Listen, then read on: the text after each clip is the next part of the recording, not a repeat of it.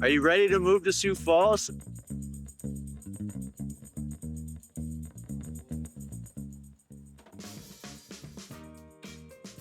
Welcome back to another episode of Move to Sioux Falls. We had the pleasure of having Gabe Dannenbring on, the co-host of the Teachers Off Duty podcast and science teacher at the Sioux Falls School District. It was awesome to hear his story and how he rose up to influencer status. He had an amazing experience on Netflix. He interviewed a shark, Damon John, on his podcast, and he just can't move away from the community of Sioux Falls. So sit back, relax, and enjoy this episode with Gabe. If you like this content, hit that subscribe button. People were doing it, so I was like, I'm going to get into this. I'm going to take a risk. It's expensive to do. But, and everyone says, they're like, dude, this is like the way to go. Yeah. So, yeah. But originally, I'm from New Jersey. So, bro, what part of Jersey?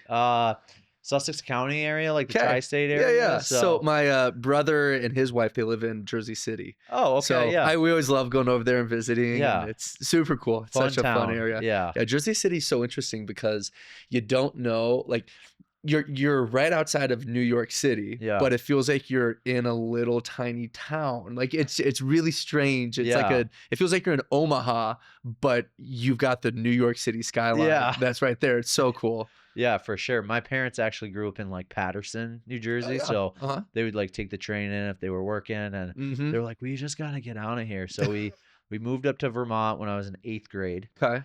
And then we went bankrupt from real estate. So and we went homeless for a while. Oh, wow. So it's like full circle. Yeah, that's real sweet. Estate. That's so cool. So yeah, like right now I'm writing a book. It's going to be published in January. Nice, man. If you want to come, you're totally invited. Is there like a big book launch? I'm going to do a book launch. That's awesome, man. I would love to come. Yeah, that's so cool. Yeah, I'll invite you if you can make it great. If you that's can't, sweet. I get it. That's sweet. Yeah, it'll be good. It's called Not Just Another Transaction, trying to just like teach home buyers, sellers, and investors on single family homes how to be educated on the process. That's so cool. That's great. I just get this bad feeling in my mouth when you like, do you own a house? Yeah. Okay. Yeah. So like you've gone through the whole process. The realtor kind of sits down with you, has the appointment, gives you a bunch of paperwork and like all of this, like, here's how to buy a house. Yeah. And you're like, this is information overload. I'm probably just going to trust you. And that's exactly the process that we've gone through. So it's like, so we have a house now. Yeah. And then we just closing on another house we move into in November. Yeah.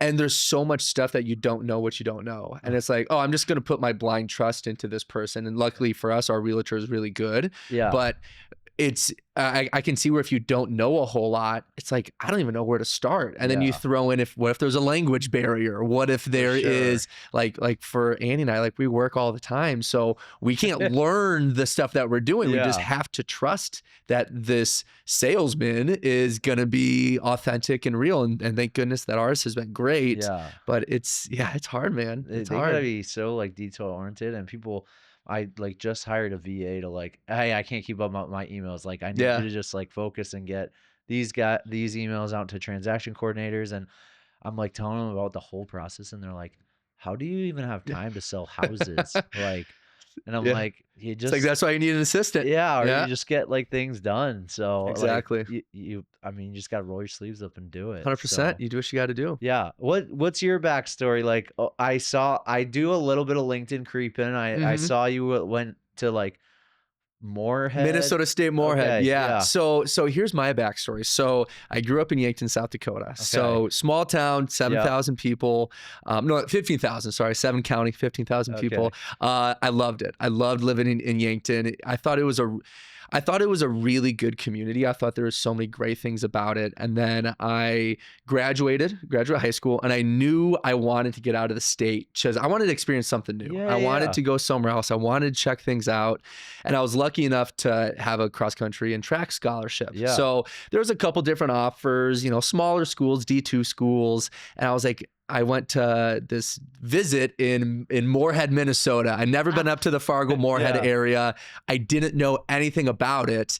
And I went for my first visit. I went up there. I was like, I love it here. I committed like the next day. Yeah. And then so that was the first time I ever went to Fargo Moorhead, was driving up there. Second time I ever have been there was me moving my stuff in for college. Oh, so wow. moved in, and I loved the community. It was the first place that I really felt a really unified community, you know. And the thing about like growing up in Yankton is I look back on it, there were times that I could feel the community was not together on different things. I look at like when we would try to pass opt-outs and different things like that, trying to get more things for young people. There was always a push that was against it. And it was so surprising to me. That's it was weird. so, and that's how what a lot of places in South Dakota feel. And that's one of the reasons why I wanted to get out of Yankton, was like, I want to be in a place where we're progressing as a community, you know, not necessarily saying, oh, we have to be progressive in our politics, whether you want to or don't want to. I'm just saying, be progressive in a community,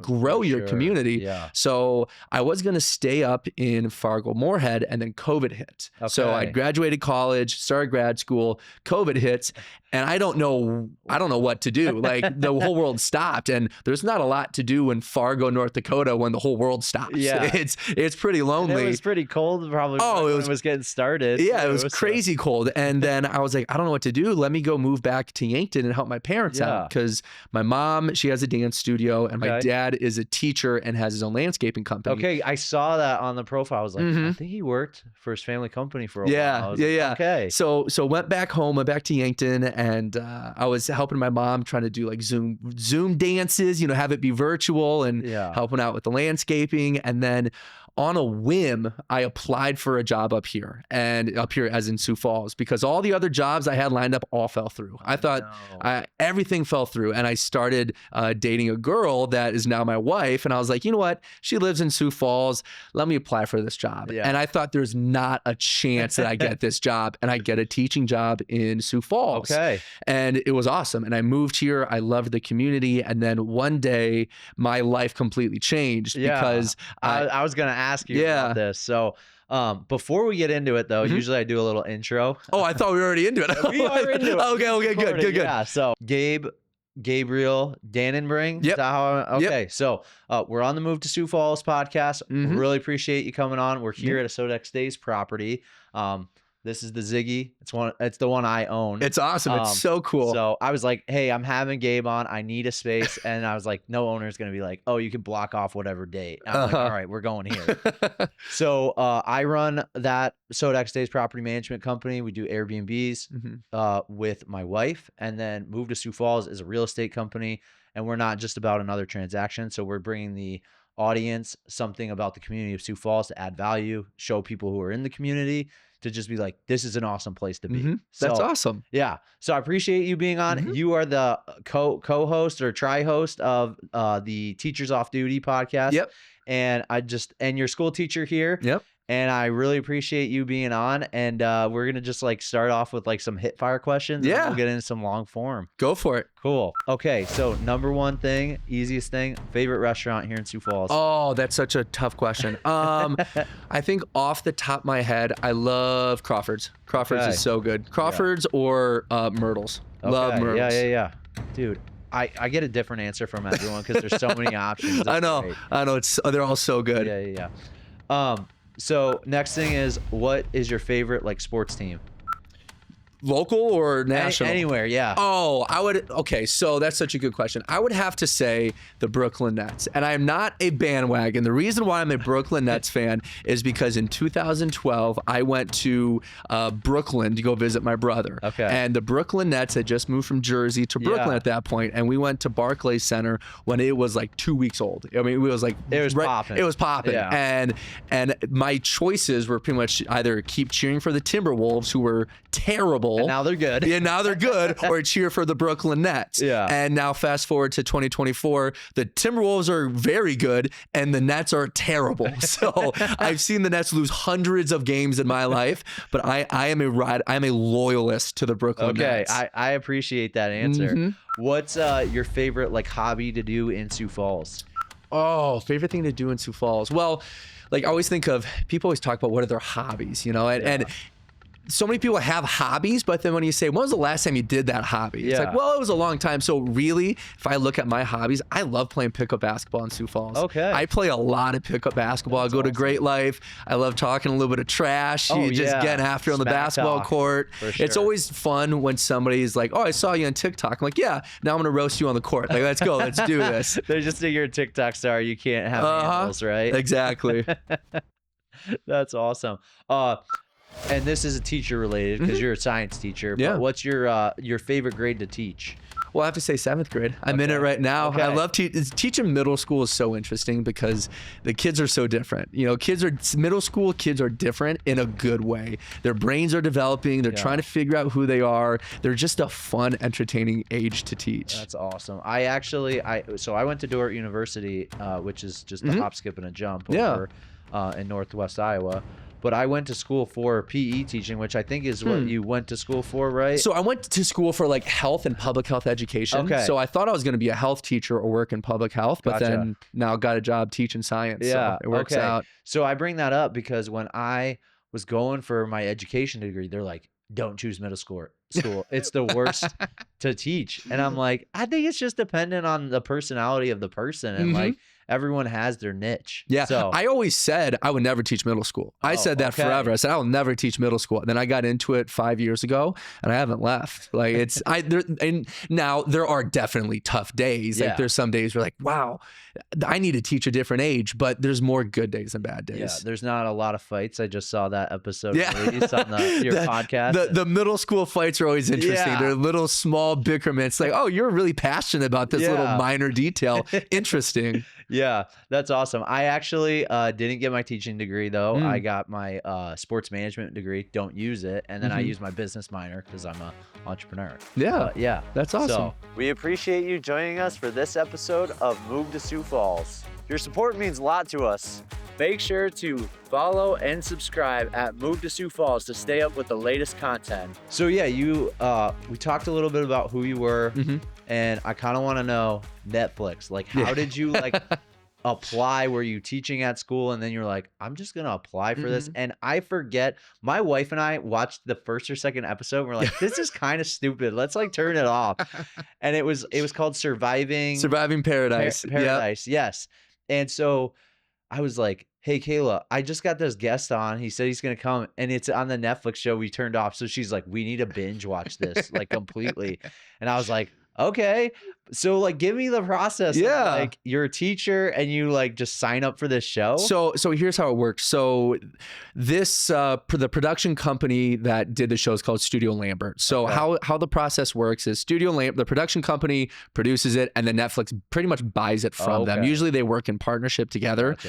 So this was a couple years ago, two or 3 years ago, and one day I get a DM in my Instagram messages, and it was somebody said, hey, I'm a casting director for Studio Lambert. We're working on a fun project. We think you'd be perfect for it. Okay. And I thought, there's no, this is fake. I was like, there's not a chance. And then they kept reaching out again. Okay. Did they find you through TikTok? Yeah, they found me through social media stuff and my social media videos. Being a science teacher or something? Yeah, well, it's because all my videos are kind of funny types of videos. So they saw it and they thought, oh, you'd be a good personality for this show. So they reach out and I was like, yeah, okay, we'll start the audition process. So we go through the audition process, a lot of different rounds, and then we get to the final end thing, and they're like, hey, we want you to fly out, but we want you to come out, and we filmed it in Greece. They said, we want you to come out. It was the second week, or the first week of May. And I said, that's a bummer. I'm going to be teaching. The school isn't over yet. So I said no. No. Sorry, I'm not going to be able to do it. And then they're like, okay, that's fine. We understand. And then another wave of COVID hit. So it delays it even more. And then they reach out a year later, like, hey, we're going to do the show again. At the time, it was called Jet Set. That was the working title. So they say, we're going to keep filming Jet Set. Do you want to do it? I said, yeah. What date are we going to start filming? Again, it was going to be more so the 10th of May was when we were going to go out there. I said, I can't do it. Sorry, I'm still teaching. I would have missed 2 weeks of school. Yeah. And then the casting director was like, give me a couple minutes. Let me call some people. I'm going to call you. Yeah. So then I get a phone call and she goes, what day can you get out here? I said, well, the last day of school is on the 25th. If I get out there on the 20th, I bet I can make that work. If I miss 5 days of school at the end of the school year, I'll take some unpaid days. They're not doing anything. Yeah, and it was only like 2 normal days of school, and the rest were teacher work days. Yeah. So they said, all right, we'll get you out there. So then I talked to my boss at my school, and I said, kind of got this cool opportunity. And he said, hey, you do what you got to do. You do what you got to do. So they didn't fire you. They didn't fire me, which is great. Yeah. So flew out there, shot the show. And they told me, because I came on late, they're like, hey, because you're coming on late, we want you to be the guy who stirs the pot. You go in, because I came on episode 5 of 9. Kind of a douchebag right away. Oh yeah, they told me, like, go stir the pot, have fun. I'm like, all right, let's do it. That's awesome. And it was reality TV. You know, they cut things to make it entertaining, and it was interesting. Cool. How does your wife like this whole personality of you on Netflix? And does she get sick of it sometimes? You know, that's such a good question. So when we first started dating, none of this was going on. Like, I was broke, didn't have a pot to piss, and living in my parents' basement. Yeah. So she never thought life would turn into this. And on a whim, it just turned into this. And she's been nothing but supportive. That's awesome. She's done such a wonderful job adjusting to my schedule. And I'm on the road a lot. Yeah. There's a lot of times where I fly out of, Sioux Falls Airport at 5:30 after I get done teaching, and then fly, whether it's like this whole month, it's been Miami, it's been Orlando, it's been LA, and then fly back Sunday night, get back usually around midnight, and start teaching Monday morning again. And she's just done a great job, just being supportive and, picking up the slack at home, taking care of the cats whenever I'm gone. Yeah, that's wild, man. I think that's so cool though. Well, thank you. And I think just being in Sioux Falls, like you said, you like the community, but like the demographic of being in like the center of the US, it kind of like makes travel a little bit easier, instead of like, oh, I got to go fly East Coast to West Coast and deal with a bunch of time changes. So it's kind of like a nice little area, which kind of alludes me to my next question. Like, okay, so you're a teacher still at Sioux Falls School District. Are you thinking like, hey, do I need to just be in Miami or one of these places? Or you're like, no, I love the community. Yeah. I kind of want to do this life. It's such a great question. So first of all, I love the community in Sioux Falls. Like, there's something about being here and feeling the community. That's something, like, when I left Fargo, I was like, I don't know if I'll ever feel a community feel again like I did. And then I was here, I'm like, oh my gosh, this is incredible. This is awesome. Yeah. So I love Sioux Falls. And I've thought to myself, like, I've had opportunities to leave, move to LA, move to New York, do the different things. Yeah. And I just can't get myself to do it. There's something about South Dakota and something about Sioux Falls. And one of my buddies, he made such a good point. He said, for us that have grown up in the state, it feels yucky to gain all of the skills, gain all of the knowledge, all the stuff that this state has taught us, take all of that information, leave, and never come back. Yeah. I don't want to do that. I honestly feel like I owe the state to be here, because like these people create a voice for the state and make it progressive even more than it has. Yeah, like the people here are the reason why I've been successful. The values I've learned in the state of South Dakota are the reason why I've been able to have some crazy cool opportunities. Dude, so why would I just leave the state that helped me become who I am? Like, I truly love where I live, and I'm proud to be a South Dakotan and to be a Sioux Falls resident, whatever you call it. Yeah. Like, I love being here. Let's call it Sioux Fallsian. Yeah. And I say that not as somebody who doesn't travel. Like, I'm on the road every weekend. I see different cities all the time, and there's something special about Sioux Falls. Yeah, a lot of people will say like Fargo and Sioux Falls are almost like cousins. So similar. And then everyone in Sioux Falls is like, well, Sioux Falls is better, because most people that fly in from Fargo, they're like, man, Sioux Falls is like always got something going on downtown, or they're building something new and they're just changing, they're being progressive. Sioux Falls does a great job of marketing toward people that are 23 and older, where Fargo's still a college town. Like Fargo, the city itself it seems like a college town. Now they've got suburbs that are targeted toward guys our age and older, but Sioux Falls does a good job of, once it targets young professionals. There's a lot of stuff for people our age to do. And like, it's fun going downtown Sioux Falls. You get people that are 23 years old to 70 years old that are all out having fun. It's really cool. You don't get that in Fargo. And that's not a knock on Fargo. I love Fargo. Fargo is awesome. Yeah. We're not going to try to pick wars with Fargo. So like, walk me through, I'm trying to think. And by the way, like, my sister's a teacher. My mom works at STC.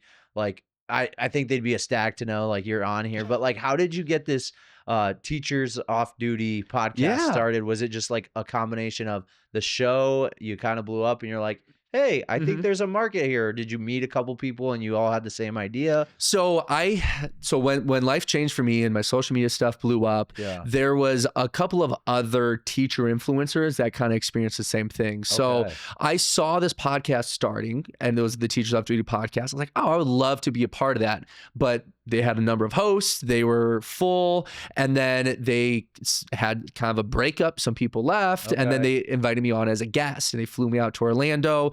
And I knew the entire time that I wanted to be a full-time host. So I told the owner of the podcast, the company that owns it is called Board Teachers. And I had a whole printout of my demographic, all my followers. And I said, I want to be on the show. I think I can bring a lot of things to the show. Here's my demographic. Here's the people that I would bring. And that was, oh man, 3 or 4 years ago now. Dude, and it's just been awesome. It's been really cool as the show has kept growing, like seeing it on the national charts. Like the other day, it was next to like Bill Burr and Tom Segura, some of these huge, these huge comedians. Seeing our podcast next to it is so cool. So it's fun. It's great to talk about teaching in a way that is light and fun, but still honest, because teachers crave that. Teachers crave somebody who's honest about the profession. And I try to do that. I try to make sure everything I say is honest. Do you ever get in trouble? Like, if does Sioux Falls School District be like, hey, you shouldn't have talked about that? No, not really, because I always think about that. I always think about, am I building up the school district? Am I building up kids? Am I building up teachers? And there's a way to talk about like some of the hard things about being a teacher and do it in a positive way. Like I've been lucky enough to go on News Nation a number of times. So I go on News Nation, I do their morning show a lot and kind of talk about different things in education. And then, you know, I've been lucky enough to go on, like I went on Jesse Waters on Fox, and that's kind of entering the belly of the beast if you're a teacher there. And we talked about different things in education. And I really have had a good job of people around me training me how to talk about controversial things without alienating people and still being a positive voice for the profession. Cool. Has there, and that kind of leads into something that just stemmed here, is there been like a mentor here in Sioux Falls where you're like, they've helped me out immensely, and like that speaking or that training too? I mean, it could be outside if you don't have one, but yeah, I mean, there's just been so many people that have taken me under their wing here. You know, one of the people that I think about is Adam Weber at my church. He's just such a great guy at Embrace Church. Amazing. He's been a wonderful mentor for me. And if I ever need something, I can reach out to him. I think of my father-in-law. His name's Mike Klump. He was CEO of Citibank here in town, or president of Citibank here in town for a lot of years. And he's done a wonderful job just guiding me and helping me here locally. And there was always my parents. You know, my mom and dad are always there. On the way here, I talked to my dad for 30 minutes and asking him marital advice. So there's just been a lot of people. And I think of my coworkers as well. My coworkers always do a great job building me up and supporting me. And like my bosses at my school, they support me. I've been so lucky to have so many people say, hey, you can accomplish some pretty cool things. Keep working, keep trying. And they just kind of guide me along the way.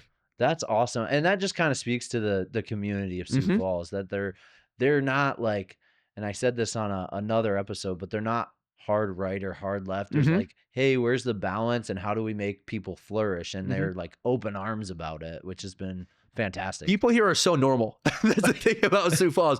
People are so normal. And as somebody who travels a lot, I see the extreme of every city. And it's weird. You don't have that as much here in Sioux Falls. Everybody is normal and people care about the community here. That's 100%. One thing that I love is people care. The wind doesn't just blow you into Sioux Falls. You don't end up here by happenstance. You're here for a reason. And the people that are here care about the community. They want it to progress in a healthy way, and they want to see other people succeed, and they bring each other up while we do it. For sure. So another question then.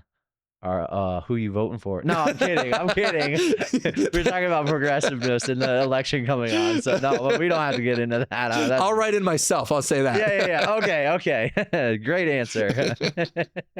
Cool. What's been like, kind of lost train of thought. You're good. You know? So, but like, what's been awesome? Like, so you grew up in Yankton, and did you ever like know about Sioux Falls or go up to Sioux Falls and you're like, oh yeah, that's cool. It's growing. Like, that wasn't there before. Is there like been like a, oh, this is here that wasn't here that you would find interesting for the audience to know? Sioux Falls is just changed so much. I remember when I was in high school, you know, we would come up here and whether it's for a sporting event, either participating, you know, running a track meet or cross country meet or coming up to watch a basketball game, you would feel that it was a city for South Dakota. Like you showed up and like, oh, these roads are way faster. There's, you know, a 4-lane. This is crazy. The interstate, this is nuts. Yeah. Yeah. It's like, it's crazy. You know, you got double turn lanes. This is insane. Oh. So like as a high schooler, I thought I could live here. I was like, I could see the draw. I would enjoy being there. And then when I left the state and was living in North Dakota, Minnesota, I didn't really think much about Sioux Falls. I kept hearing about it grow. And then every time I would drive back to Yankton, I would drive through here on I-29 and I would see so many new things. And then when I moved here 4 or 5 years ago, it has just changed so much.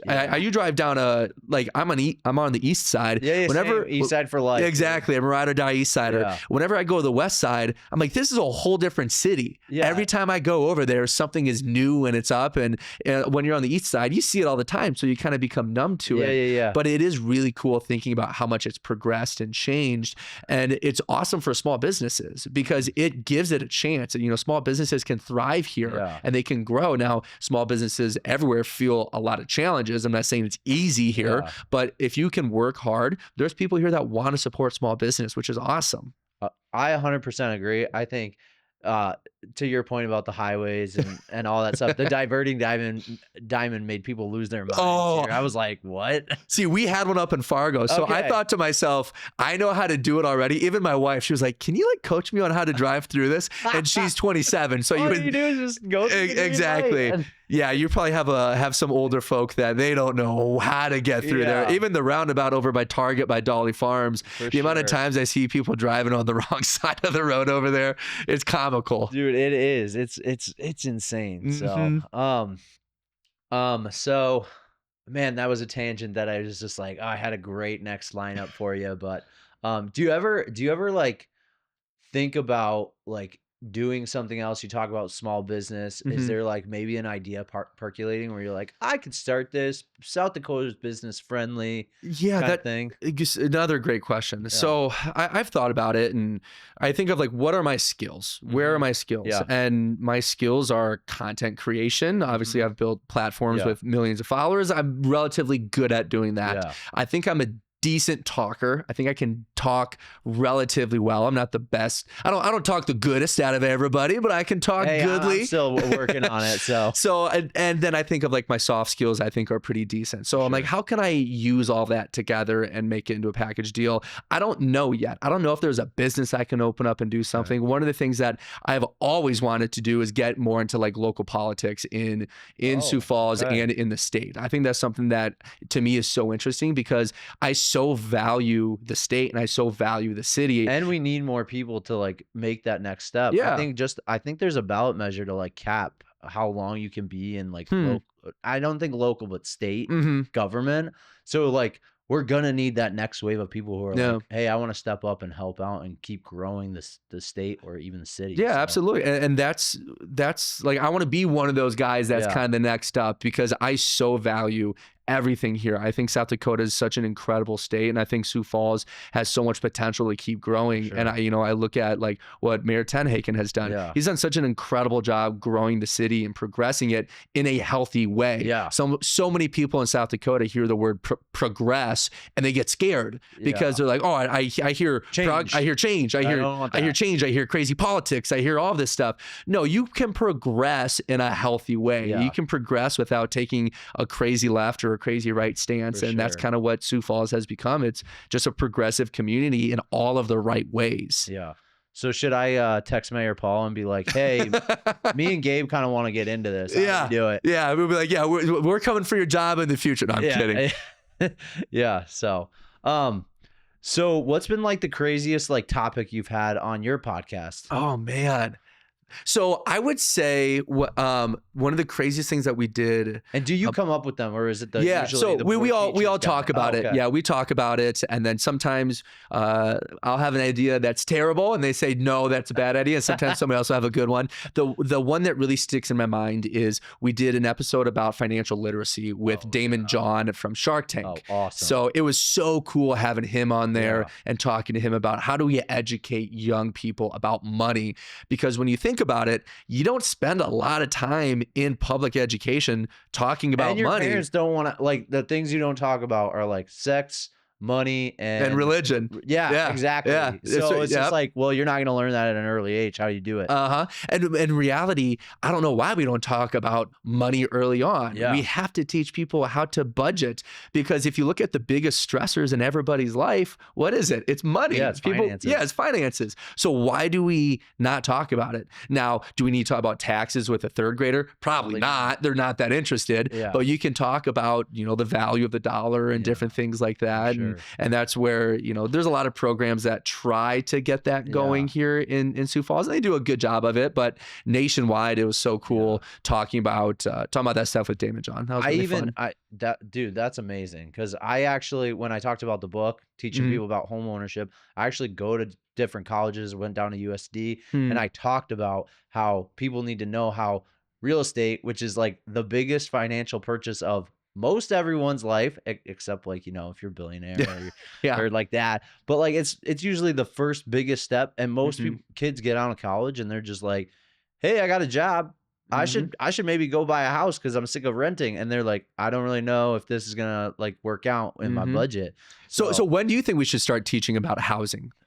So I think with housing, it should be like in like sophomore year of high school. And then I think like with personal finances at like a very early age, like 3-4 years old, you're doing your chores. Your parents are kind of teaching you why you have like you get paid to do those chores, like build up that work ethic. And then like as you kind of progress through that, you're like going up to, okay, now I'm making bigger and bigger purchases as I'm getting older and older. I say sophomore year because you're like getting to the stage of like in South Dakota, you can drive. Yeah. So, I mean, that's kind of how I see it. I mean, what are your thoughts? It's such a hard question because it's situational. Yeah, absolutely. So we've had times where we've tried to do different things with like middle schoolers and talk to them about things in finance.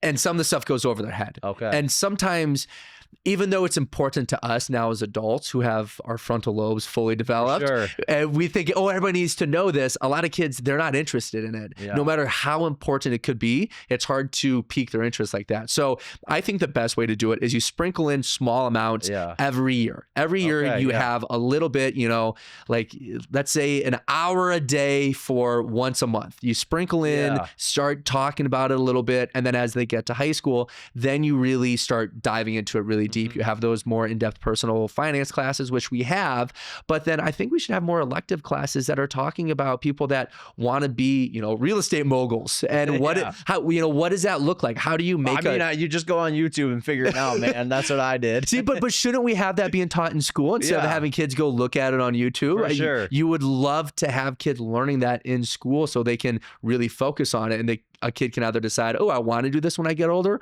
or they'll say, this isn't for me. I'm going to go a different route. Yeah. I've thought about, my mom actually got her doctorate in curriculum design. So cool. I was thinking about, hey, what's a good way? And she was like, hey, the LinkedIn micro essential courses, like that would be a good way if there's like another like younger learning platform that kids can use. And like as they progress, they can get to the LinkedIn stuff. Like that could be a way to kind of integrate nationwide. Because people are hungry for it. People want to learn about it because you watch all these TV shows and you're like, oh my gosh, there's so much money to be made. And you watch Selling Sunset and you think, it's this cool, sexy, awesome thing. I don't know if that's your experience here in Sioux Falls. I get so many people, like I have family who's like, hey, I was watching Selling Sunset. Is this really how it happens? And I'm like, here's the house. It's not like worth this much. And like, I'll do a comparable for you. It's reality TV, right? And so that it gets disproportionate to what's actually going on. But that's the fun, sexy thing to look at. So maybe you should start your own reality show here about selling Sioux Falls. Just go ask Cole and Chelsea DeBoer, like, hey, HTV, like, let's do something like this where we're renovating a house and teaching kids at the same time. There you go. Because there's a budget involved. It'd be awesome. It'd be great. Yeah. I mean, I don't know. I'm writing a book. I'm teaching people how to buy and sell. Do a TV show. Why not? Why not? You got a podcast going. Just add another thing. I think I'll need to get some capital if you want to give me some. That'd be great. I'll get Dave and John to see if he wants to invest. Get some sharks up in here. So you talk with Dave and John. Have you like seen Shark Tank and all that stuff? Oh yeah. Okay. Oh, yeah. Has anyone like in your circles like been on the show or anything like that? Oh man, I don't think so. Okay. I don't think so.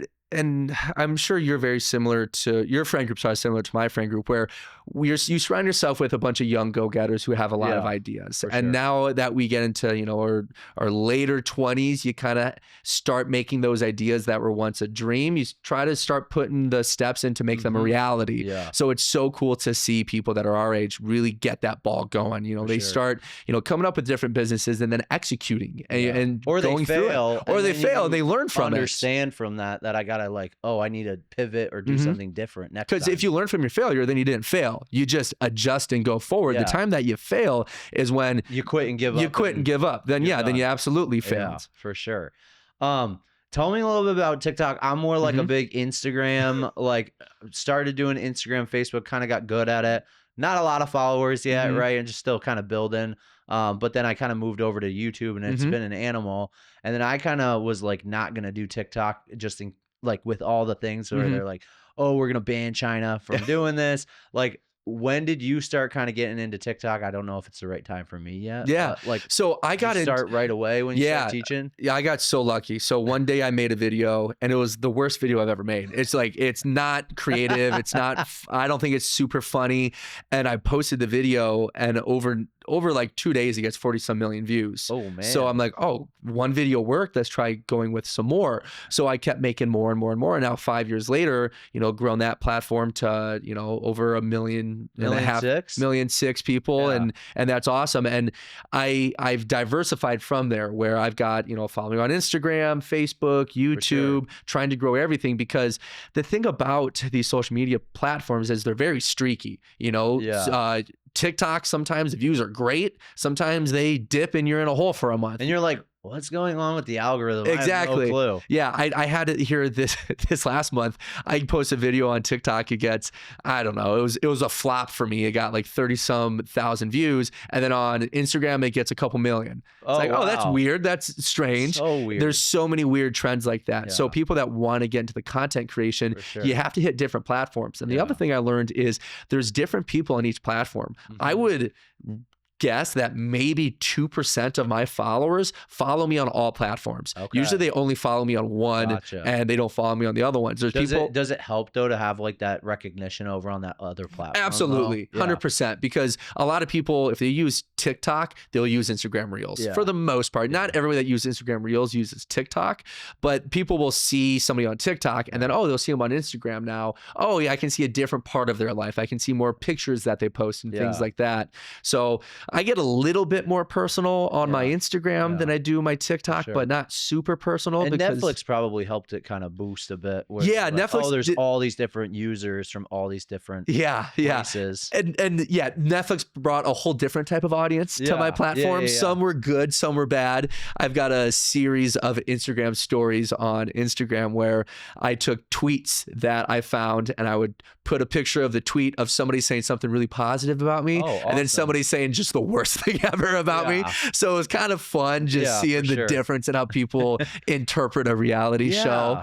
But yeah, people on the internet are wild. They'll say some wild things. I know, and you kind of take a back seat to it sometimes. I saw your thing with like Harry Potter. I have a friend who's big into Harry Potter, and she probably wouldn't like she'd be mad if I didn't bring it up, but I'm like, okay, I saw some comments about you and Harry Potter, and then all of a sudden I think one of your co-hosts is like, oh, he actually secretly loves it if he hates it this much and it's so public. See, so. it's for some reason I just don't like Harry Potter. I'm not into it. I am not a Harry Potter guy. I think it's all goofy. I think it's weird. I can separate the actors from the characters, but the characters drive me nuts on Harry Potter. I don't know why. So are you into like Lord of the Rings or any of I'm those a Star things? Wars guy. I'm a too, huge Star Wars guy. Sweet. I completely nerd out when it comes to Star Wars. I do, unpopular opinion, I think the last movies like kind of killed our I think it's terrible. Yeah, I thought they were the worst movies.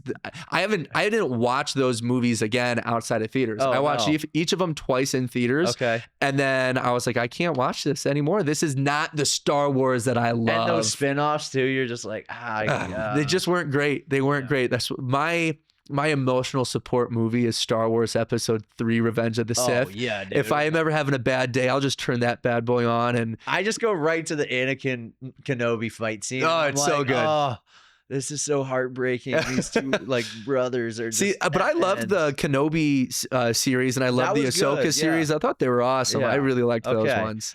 Well, Kenobi, he was part of our childhood. Exactly. So.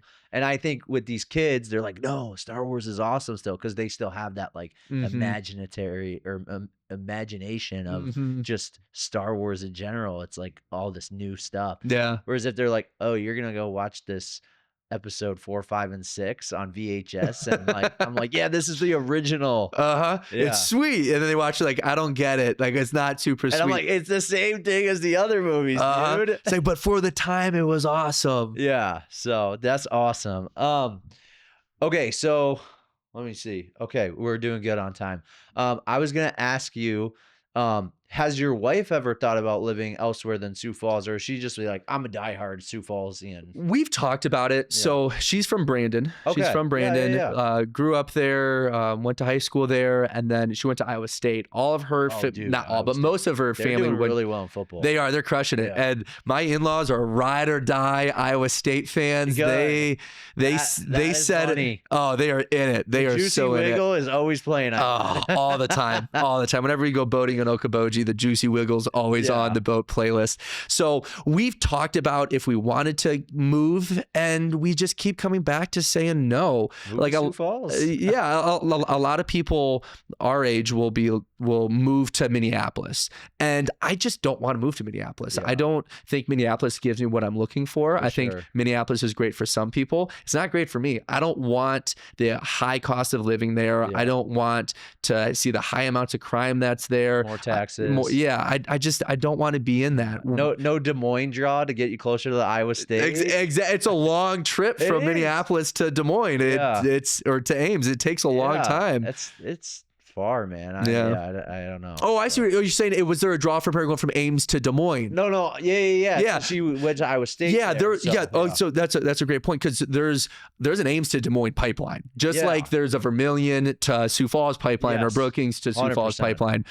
She thought about it. She applied for jobs there, and then, very similar to me, COVID hits, and then you don't get the jobs. And then she started working in Sioux Falls, and she works now for ClickRain. She's been with ClickRain for a long time, and it's such a great marketing company here in town. They do a wonderful job, and they do a really good job of building up local businesses and supporting them in a lot of cool ways, and just a great culture at ClickRain. So we've got it too good here. We've got it too good to leave. And if it ain't broke, don't fix it. Yeah. Why try to fix it right now? And it's funny you say that, because like my brother-in-law, my sister, and my other sister that's the teacher, they live in San Diego. Okay. And they're like, dude, you're working so hard, but you're like getting somewhere. But in San Diego, they're like, dude, we work like all the time, and we take like one day off. They're like, you can't even enjoy the weather then, dude. Yeah. Like, what are you out there for? I know. I was just in Miami at this big influencer thing. We were working with Adobe, and they invited, I think, 80 some influencers, and all of us were in the same room. And there was, between all of us, I would probably say 200 million followers amongst everybody. So it was a lot of people that had a lot of followers, and a lot of these. Like a Mr. Beast convention. It was not quite to his level, but there was a lot of people there that they were balling, man. They were really cool. So we talked about what it was like where we all lived, and a lot of them were from LA. Okay. And so many of these creators that live in LA hate LA. They hate it. They all said, "Oh, we hate living there. We do not like it. It's crazy expensive. Tell them to give me a call. We'll move. Yeah, they say we lose all of our money with all of our taxes, and we don't want to be here anymore. And then I tell them about the things that we have in South Dakota, and then I tell them about no state income tax. They're like, "What? Just get a vacation home and get an LLC here." Exactly. It works out that way. So it was really fun talking about it. And there's a lot of people that have visited South Dakota, and they'll say, "Oh my gosh, it's a beautiful place. It's super cool to visit. You've got Mount Rushmore. You've got a lot of cool things." You can just go across the state and get like the rural area that you're looking for if you need to just get away from the metropolitan. Yeah, there's a lot of different. You can just go, 20 minutes north of here, and then you can go northeast, and you're kind of in the middle of nowhere again. Yeah. You've got that area if you want it to be. And if you want a little bit of a bigger city, you go 2 hours south to Omaha. I'm gonna skip Sioux City. Like, I just can't promote Sioux City at all. So gotta go to Omaha. Gotta go to Omaha. So hey, we're kind of wrapping up our time, but I always ask everyone this question: if budget wasn't an issue, what are the top 3 things that you would make Sioux Falls even more awesome? I would say first thing I would do is add another terminal to the Sioux Falls Airport. Yes. I love the Sioux Falls Airport. I have become a huge airplane nerd in the last couple years. Fly Delta? Oh, I'm a Delta ride or die. I am a ride or die Delta. And Delta. You're watching this. Sponsor this video. Would love to. Please, Delta. So I always fly Delta, and I'm getting so tired of connecting in Minneapolis and Atlanta to go anywhere. Yeah. I so wish I could fly direct to more places. And yeah, we've got some of the budget airlines that are through here, but I want to be comfortable on my flight. I want to have Sky Club. I want to have all the nice bougie things. So I wish that we would have another terminal, and especially like an international terminal where we can get to Mexico, or we can get over to, fly into Paris really easily. That'd be awesome. I would love to have that. I think if we get into office, we could kind of promote that. And there we go. In 10 years, like that's going to be a reality if we're big enough. It'll be here. We'll do it. Like 200% in the last 20 years. So yeah, we'll keep it growing. One of the other things that I would love to have here, I'm sure everybody says this, I would love to have a pro sport team here. Dude, I would love it. Everyone says that. Everybody says it. Hey, we got a soccer team here. That's true. The women's soccer That's true. We got the women's. And what's the name? I forgot what the name of that is. Sioux Falls City FC. That's what it is. Yes, I've heard some awesome things about that program. She was on. So if you haven't checked, go back and check it out. I've heard some really cool things about them. So I would do that, and then I'm trying to think one more thing that I want a football team. So if we could make that happen, like, that'd be sweet. Together. I think we changed the Skyforce into their own NBA team. I'm okay if we're the worst. We can be the worst in the NBA forever, but we could have Steph Curry over here playing. You could have LeBron last couple years. You would buy tickets to watch the away team, not necessarily the home team, but it would still be awesome.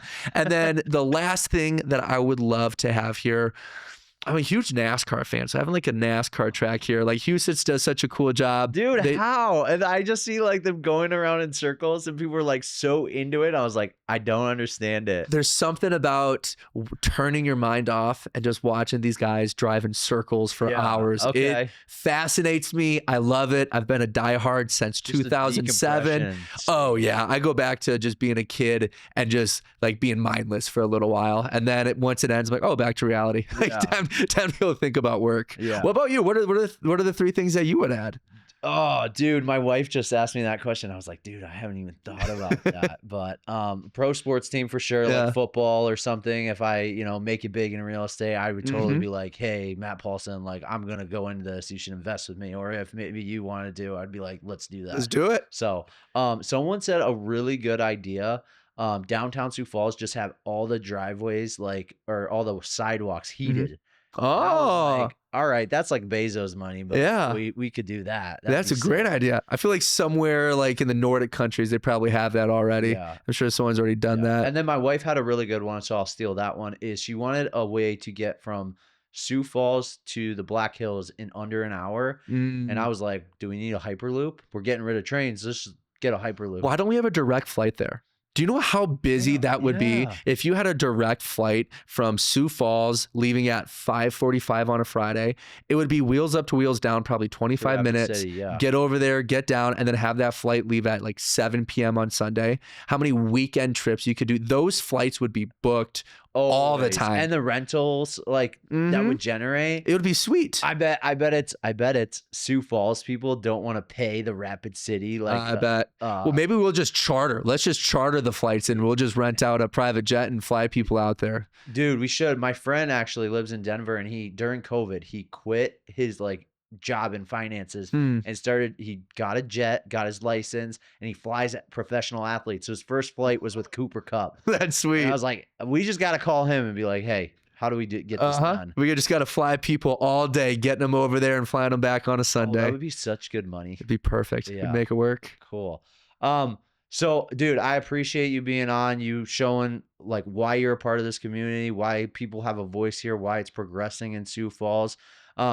Let the audience know where they can find you, whether it's through your podcast or through your socials, even if you have a website, like that'd be great. Yeah. So you can find me on everything at Gabe Dannenbring. If you search up my name, you'll find it on Instagram, YouTube, Facebook, TikTok. And then the podcast is a Teachers Off Duty podcast. You can find it on YouTube as well as any major, podcast place that you listen. So Apple, Spotify, Amazon, all of those. So cool, man. I love being here, man. This is awesome. Keep doing what you do. Thanks. It's so cool seeing people promote the city, and it's cool seeing a go-getter like you just change the real estate game here. Hey, just trying to be different. So yeah, I love man. it. Yeah, absolutely. Take care.